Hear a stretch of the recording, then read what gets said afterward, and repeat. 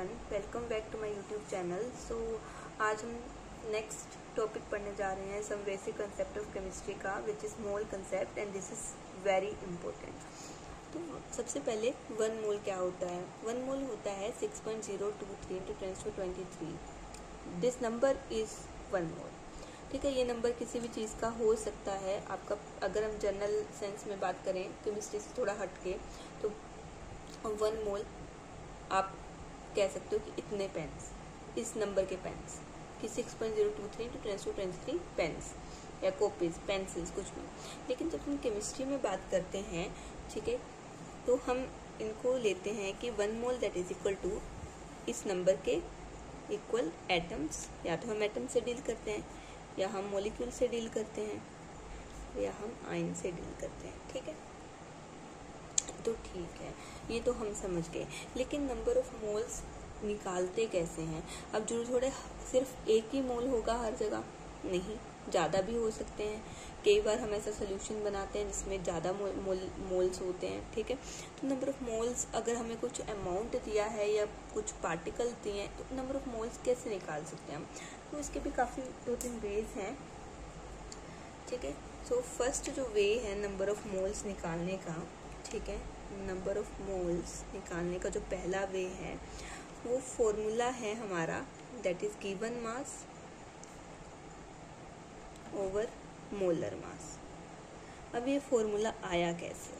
ठीक है, जैसे कि हमने देखा था कि जैसे हम ऑक्सीजन का ही ले चलते हैं, ऑक्सीजन का जो आपका मोलर मास है वो हमने 16 ग्राम निकाला था। ठीक है,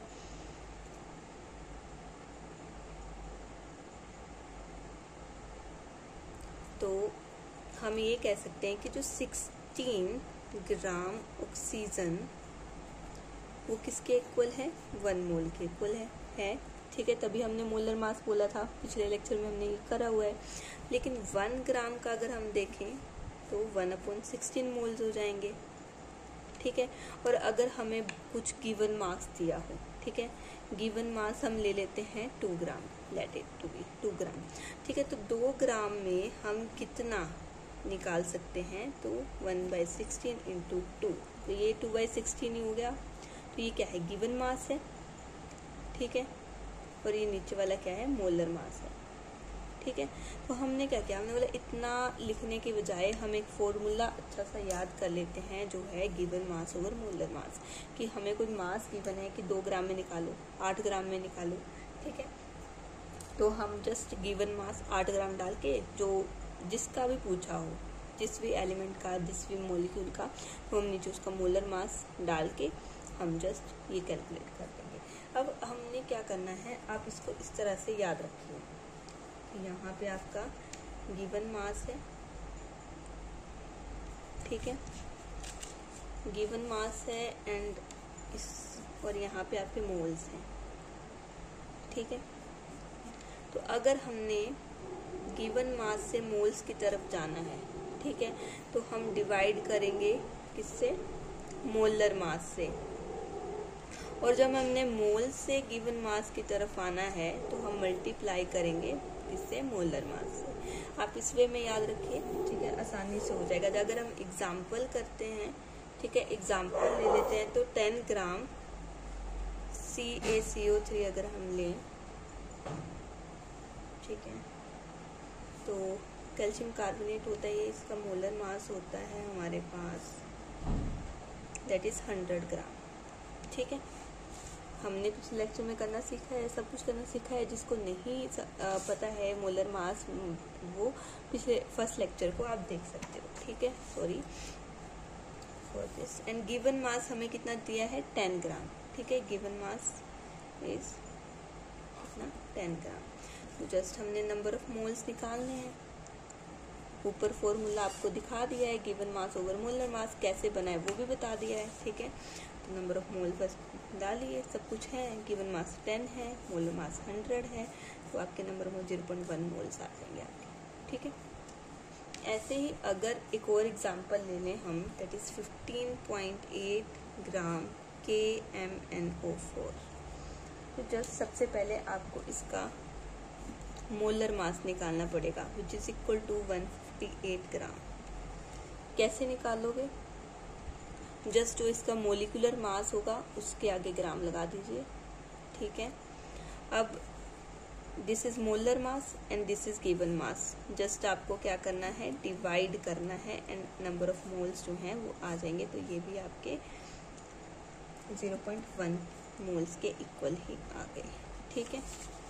अब नेक्स्ट हमारे पास एक क्वेश्चन है, वेरी इंपॉर्टेंट क्वेश्चन, ठीक है। तो मैं यहाँ पे आपको लिख देती हूँ क्वेश्चन को। क्वेश्चन है mass of an atom of element x, ठीक है, इज कितना है 1.6 into 10⁻23 grams. Calculate number of moles इन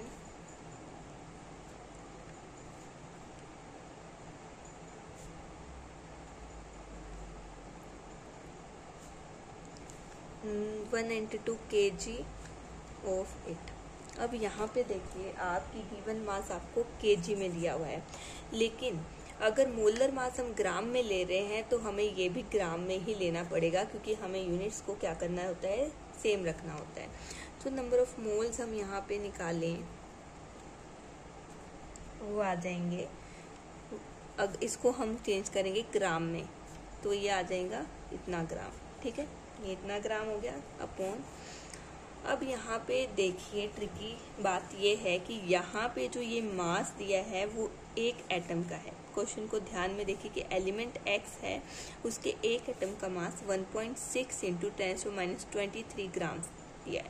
तो हमने निकाला था कि हम 1 मोल का कैसे करते हैं। 1 मोल का निकालने के लिए हम एवोगैड्रो नंबर से, मतलब दैट इज 6.023 इंटू 10⁻23 से हम क्या कर देते हैं, इसको मल्टीप्लाई कर देते हैं, तो हमारे पास 1 मोल का मास आ जाता है, ठीक है, मोलर मास आ जाएगा। फिर तो यहाँ पे क्या हो गया 1.6 इंटू ये एक एटम का है, हम इसको एन एटम के लिए मल्टीप्लाई कर देंगे, इससे ये चीज़ कैंसिल होगी और हम इसको जब कैलकुलेट करेंगे तो 2000 मोल्स हमारे पास आ जाएंगे, ओके। अब नेक्स्ट एक बहुत इम्पोर्टेंट क्वेश्चन जो है वो आया है प्रीवियस ईयर में IIT JEE में, ठीक है। तो वो क्वेश्चन है how many moles of electrons will way 1 kg। ध्यान आपको यही रखना है कि आपने ग्राम में कर लेनी है सारी यूनिट्स, ठीक है, क्योंकि आप मोलर मास ग्राम में ले रहे हो तो आपको जो भी गिवन मास दिया है उसको आप ग्राम में ही लोगे। अगर वो ग्राम में नहीं है तो you have to convert them, ठीक है, तो आपको कन्वर्ट करनी पड़ेगी। जैसे यहाँ पे 1, तो यहाँ पे नंबर ऑफ मोल्स निकालने के लिए same given mass over molar mass, ठीक है। अब यहाँ पे इलेक्ट्रॉन्स की बात हो रही है, तो इलेक्ट्रॉन का वेट कितना होता है, एक इलेक्ट्रॉन का होता है, अगर हम ग्राम में बात करें तो इलेक्ट्रॉन का एक का होता है, अलग पेन से स्पेसिफाई कर देती हूँ मैं, 9.1 इंटू 10⁻28 ग्राम्स, ये ग्राम्स में है, ठीक है। और ये एक इलेक्ट्रॉन का है, 1 इलेक्ट्रॉन का। हमें क्या चाहिए, 1 मोल इलेक्ट्रॉन का चाहिए, तो हम क्या करेंगे, गिवन मास हमें 1 kg दैट इज 1000 ग्राम दिया हुआ है, ठीक है। और हम नीचे मोलर मास कैसे निकाला था हमने कि जो एक पार्टिकल का, एक आयन का अगर हमें वेट दिया है, फिर उसको हम एवोगैड्रो नंबर दैट इज जो हमारा 1 मोल के इक्वल वाला नंबर हमने लिखा था 6.023 इंटू 10⁻23 से हम मल्टीप्लाई कर देंगे इसको। तो जस्ट हम इसको इस तरह से क्या कर देंगे, इसको ग्राम एंड 6.023 से डिवाइड, मतलब ये मल्टीप्लाई कर दिया। और जब सोल्व करके हमने ये इस तरह से कुछ आया है, इसको जब आप सोल्व करोगे तो इस क्वेश्चन का आंसर आ जाएगा, ओके। नेक्स्ट जो बात है वो है कुछ एक टर्म्स हैं जो एग्जामिनर क्या करता है पेपर में कंफ्यूज करने के लिए न्यूमेरिकल्स में डाल देता है, ठीक है।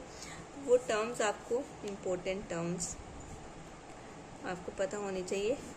बात कुछ भी नहीं होती है, लेकिन बस नाम चेंज कर देता है चीज़ के, सिंपल सी चीज़ का नाम कॉम्प्लिकेट कर देगा और हम कंफ्यूज हो जाते हैं। ठीक है, तो क्या करना है, जैसे हमने यहाँ पे हमने क्या पढ़ लिया, मोलर मास ऑफ ऑक्सीजन हमें पता है कितना 16 ग्राम, and molar mass of H2O कितना है 18 ग्राम्स। लेकिन कई बार इसकी जगह वो क्या लिख देता है, ध्यान देना, इसकी जगह वो लिख देता है ग्राम एटॉमिक मास और ग्राम मोलिकुलर मास। तो ये भी क्या है, ये भी मोलर मास ही है। ठीक है, मोलर मास ऑफ, या ऑक्सीजन की जगह क्या लिख दिया है, gram atomic mass of oxygen. तो क्यों लिखा है, देखो यहाँ पे आपको दिख रहा है कि इसके साथ हम ग्राम से मल्टीप्लाई करते हैं, 1 ग्राम, मतलब हम इसको ऐसे 16 × 1 ग्राम इस तरह से लिख सकते हैं।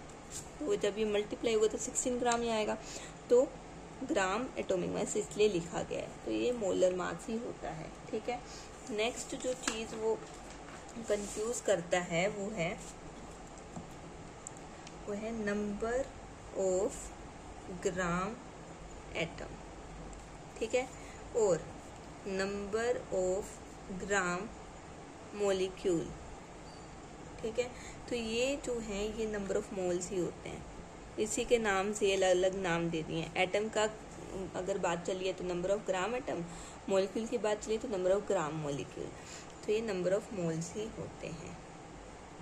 कैसे, फॉर एग्जाम्पल अगर आपको दिया है 5 ग्राम मोलिक्यूल ऑफ वाटर, ठीक है, या आप CaCO3 या HCl कुछ भी, ठीक है, कुछ भी, तो वो हो गया 5 मोल, क्योंकि ये हमने किसके इक्वल बोला है, नंबर ऑफ मोल्स के ही बोला है कि इसी को बोलते हैं, ये दूसरा नाम हो गया इसका। तो ये 5 मोल्स हो गए किसी भी चीज़ के, H2O के, CaCO3 के, HCl के, एक्सेट्रा एक्सेट्रा, जिसके भी। ठीक है, अब ये तो एक तरीका हो गया, सॉरी फॉर दिस, ये तो एक तरीका हो गया कि हम नंबर ऑफ मोल्स हम मास से निकाल सकते हैं कि हमें वेट दिया है, कितने वेट में निकालो, इतने मास में निकालो। ठीक है, दूसरा जो तरीका है वो है कि हमें पार्टिकल्स दे दिए हैं। ठीक है, पार्टिकल्स, कितने पार्टिकल्स का बताओ, कितने नंबर ऑफ मोल्स हैं इतने पार्टिकल्स के। ठीक है, कि अगर आपको दे दिए जैसे कुछ n पार्टिकल्स दे दिए और बोला बताओ इसमें कितने नंबर ऑफ मोल्स प्रेजेंट है। ठीक है, तो उनको कैसे करते हैं, हमें पता है, वी नो Na दे क्या है, एवोगैड्रो नंबर है। Na पार्टिकल्स अगर होते हैं, ठीक है, तो वो क्या होता है, 1 मोल होता है। ठीक है, क्योंकि जो मैंने ये बोला था कि जो 1 मोल है इस नंबर के इक्वल है, इस नंबर को ही हम क्या बोलते हैं, Na बोलते हैं। ठीक है, तो ये नंबर ही Na है, मतलब Na ही ये नंबर है। ठीक है, और ये नंबर किसके इक्वल है, 1 मोल के इक्वल है। तो जस्ट हमने लिखा कि Na पार्टिकल्स अगर हैं तो वो 1 मोल के इक्वल है। ठीक है, तो अगर एक पार्टिकल है वो कितने मोल के इक्वल होगा, 1/Na मोल के इक्वल होगा। ठीक है, और अगर n पार्टिकल्स हैं, ठीक है, वो किसके इक्वल होंगे, 1/Na × n, इस तरह से इतने मोल्स के इक्वल हो जाएंगे। ठीक है, तो हमारे पास फॉर्मूला क्या बना, अगर हमें पार्टिकल्स दिए हैं, ठीक है, तो हमारे पास नंबर ऑफ मोल्स निकालने का जो फॉर्मूला बना है वो बना है गिवन नंबर ऑफ पार्टिकल्स, ठीक है, अपॉन एवोगैड्रो नंबर। इसको बोलते हैं एवोगैड्रो, मैं ब्रैकेट में लिख देती हूँ नंबर। ठीक है, इसको भी आपने लर्न करने के लिए आसानी से यहाँ पे मैं लिख देती हूँ नंबर ऑफ पार्टिकल्स, यहाँ लिख देती हूँ, एंड मोल्स यहाँ लिख देती हूँ। तो अगर हमने नंबर ऑफ पार्टिकल्स से मोल निकालने हैं तो we just divide number of particle by Na, और अगर हमने मोल से नंबर ऑफ पार्टिकल निकालने हैं तो हम मल्टीप्लाई कर देंगे Avogadro number that is Na से। ठीक है, तो अब हम इसके बेस के ऊपर क्वेश्चंस कर लेते हैं थोड़े से, एक दो। ठीक है, तो यहाँ पे हमें क्वेश्चन दिया हुआ बोला है कि आगे कर लेते हैं नेक्स्ट पेज पे अच्छे से। पहले से क्वेश्चन है कैलकुलेट नंबर ऑफ एटम्स, किसमें? इन 16 ग्राम हीलियम। ठीक है, हीलियम का एटॉमिक मोलर मास कितना होता है? मोलर मास ऑफ हीलियम होता है कितना? 4। ठीक है, और गिवन मास कितना दिया हुआ है? 16। तो नंबर ऑफ मोल्स सबसे पहले हम निकालेंगे, वो हो जाएंगे given mass over molar mass. ठीक है, तो ये हो जाएगा 16 ग्राम हमें दिया है और ये 4 ग्राम लिखो। ठीक है, क्योंकि मोलर मास ग्राम में होता है। ठीक है, तो ये आ जाएंगे 4, दैट इज 4 मोल्स आ जाएंगे। लेकिन हमने क्या बोला? हमने बोला जब हमने नंबर ऑफ पार्टिकल्स निकालने हैं मोल से, मोल्स हमने निकाली। यहाँ पे 2 कंसेप्ट यूज हो रहे हैं। सबसे पहले जो पहला तरीका है नंबर ऑफ मोल्स निकालने का, तो हमने उससे नंबर ऑफ मोल्स निकाल लिए हैं, हमें मास गिवन था। एंड उसके बाद हमें बोला है number of atoms, that is particle निकालना है। पार्टिकल कौन सा? एटम। एटम कौन सा? हीलियम।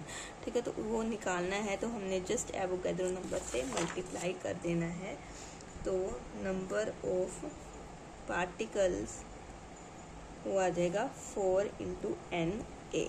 तो इतने पार्टिकल्स हुए, मल्टीप्लाई कर लेना वैल्यू डाल के। दूसरा, अगर आपके पास इस तरह से लिखा गया 16U हीलियम, मतलब यूनिफाइड मास वाला U आ गया। ठीक है, तो जब भी यूनिफाइड मास लिखा होता है मतलब उसमें या तो 1 या 2 3 4 कुछ ऐसे एटम्स को मिला के वो बना होता है। मतलब इसमें 2 3 एटम या 4 एटम इतने हो सकते हैं, 5 हो सकते हैं। तो हम वो देखेंगे कितने एटम्स हैं, वही हमारे नंबर ऑफ एटम्स फिर आ जाएंगे। हमें पता है कि 4 जो आपका एटॉमिक मास है, एटॉमिक मास भी कितना है हीलियम का? एटॉमिक मास हमने पढ़ा है, हम उसको 4U AMU या 4U लिख सकते हैं। ठीक है, U भी लिख सकते हैं। U हमने बोला था मोलिकुलर मास को तो लिखते ही हैं, U हम एटॉमिक मास के लिए भी यूज़ कर सकते हैं। ठीक है, अब यहाँ है 16। ठीक है, 4 अगर एक हीलियम का है तो 16 कितने का होगा? 4 का। ठीक है, तो यहाँ पे 4 हीलियम आंसर होगा। ठीक है, तो ये कुछ कंसेप्ट थे। आई होप आप इंजॉय किया अपने लेक्चर। मैं आपको फिर से एक बार समझा देती हूँ, रिपीट करा देती हूँ, ताकि आपको ये कंसेप्ट जो है वो एकदम समझ में आ जाए कि मोल कंसेप्ट क्या है। उसमें 1 मोल हमने पढ़ा कि 1 मोल जो है इस नंबर के इक्वल है, जिसको हम एवोगैड्रो नंबर बोलते हैं। इन कोई भी चीज़ 1 मोल तब होगी जब उसमें ये इतने नंबर एटम्स या मोलिक्यूल्स या आयंस, केमिस्ट्री की बात चल रही है तो एटम मोलिक्यूल्स आयंस का ही खेला होगा, तो ये इतने नंबर के ये पार्टिकल प्रेजेंट हो तब वो 1 मोल होगा। तो वो नंबर ऑफ मोल्स हम निकालेंगे कैसे? जरूर थोड़ी हमेशा 1 मोल से ही हम केमिस्ट्री में खेलते हैं, नहीं, कई ज़्यादा नंबर मोल्स भी हो सकते हैं। कैसे निकालेंगे? अगर हमें गिवन कोई मास दिया है कि इतने ग्राम में निकालो कितने नंबर ऑफ मोल्स हैं, तो फॉर्मूला है given mass over molar mass. तो वो कैसे बना है वो मैंने आपको बता दिया। एंड उसको कैसे आप याद रख सकते हो? गिवन मास मोल मास। जब आपने गिवन मास से मोल्स जाना है तो आपने डिवाइड मारना है मोलर मास से। मोल से गिवन मास पे आना है तो आपने मल्टीप्लाई मारना है मोलर मास से। तो ये हमने कुछ क्वेश्चंस किए थे। ठीक है, कि ये आपको ग्राम में ये गिवन कितने ग्राम में निकालो, यहाँ पे बोलता 15.8 ग्राम में निकालो। ठीक है, वो आपने देख लेना है। मोलिकुलर मास यहाँ पे निकालना है इनका। ठीक है, इनका मोलर मास कैसे निकालोगे? मोलर मास जो होता है वो होता है जब आप मोलिकुलर मास को 1 ग्राम से मल्टीप्लाई कर देते हो, मतलब 100 ग्राम।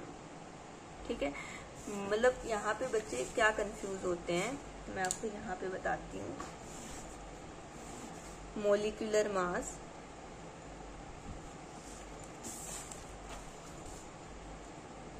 और मोलर मास। ठीक है, दो कंसेप्ट हैं। जैसे CaCO3 का ही ले लेते हैं।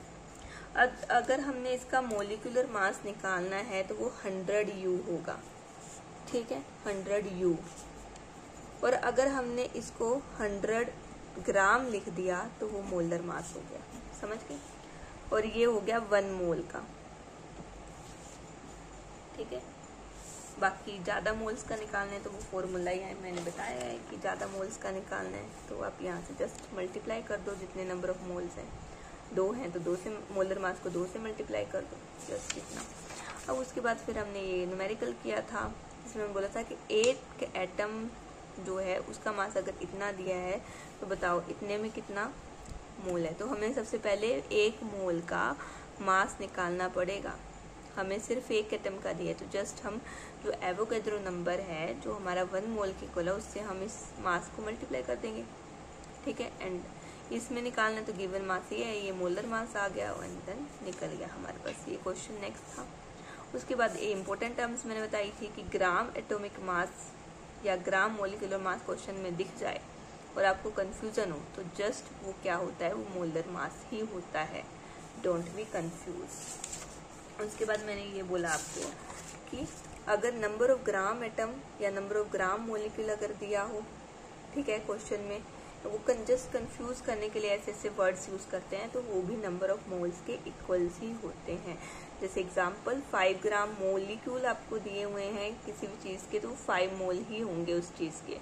ठीक है, सेकंड होता है तरीका नंबर ऑफ मोल्स निकालने का कि अगर आपको पार्टिकल्स दिए हैं कि इतने पार्टिकल्स में निकालो, ठीक है, कि 20,000 पार्टिकल्स के नंबर ऑफ मोल्स निकालो। ठीक है, तो जस्ट हमें क्या करना है कि एवोगैड्रो Na पार्टिकल्स कितने होते हैं, 1 मोल के इक्वल होते हैं। Na मतलब 6.022 × 10⁻23। ठीक है, ये Na। अगर 1 पार्टिकल कितने मोल्स हो गए, 1/Na। तो इस तरह से फॉर्मूला बना है given number of particles upon Na, that is Avogadro number.